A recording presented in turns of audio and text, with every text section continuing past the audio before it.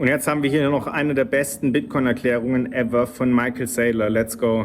Where do you save your money for the next 100 years? Not in the currency. You don't buy pesos, you don't buy euros, you don't buy the US dollar, you don't buy the yen. If you're a rich person and you want to save your money for 100 years, you're buying equity, private equity, public equity. Maybe you're buying scarce desirable art. Maybe you're buying real estate, commercial real estate. So the capital assets of the 20th century were like the S&P 500 index, or New York or London real estate, or maybe sports teams if you're lucky enough to be able to buy one. But what Bitcoin represents is digital capital, right? If I have a bank and it's a network, a bank, I can move the money. I can move $1 billion from here to Tokyo in a few minutes. So then that way it's a network. But it's also capital itself. If I gave you $10 million and I dropped you in the middle of Africa, and I said, buy anything you want, buy any equity, buy any land, buy anything, buy any bond, buy anything, but you got to keep it for 30 years in Africa. Or I said, or you could buy $10 million of Bitcoin, and by the way, you can send it to Singapore or London or Paris or New York in 2 minutes from your phone.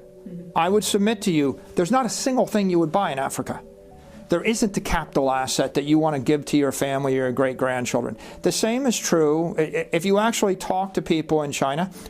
They don't want to keep their money in China. There's a law against removing it from China. In Russia, in Ukraine. If you talk to Europeans, they don't want to have their money locked down in any country in Europe, right? They want to have their money. Where do people want their money? They want it in the U.S., right? How about Brazilians?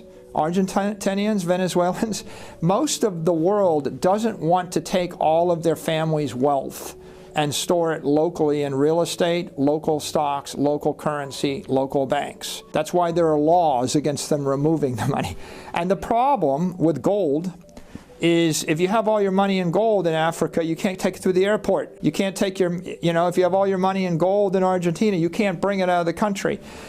So the value of Bitcoin is it's digital gold. So if you have your family's assets in Bitcoin, you can take it anywhere you want. No one can stop you from removing it from the jurisdiction. And the more insecure you are about the country you live in, the bank you do business with, the nation state you rely on, or your economic future, the more desirable it becomes. So in a nutshell, Bitcoin represents property rights for the human race. It represents economic prosperity, and we'll call it colloquial digital gold, but it's 100 times better than gold.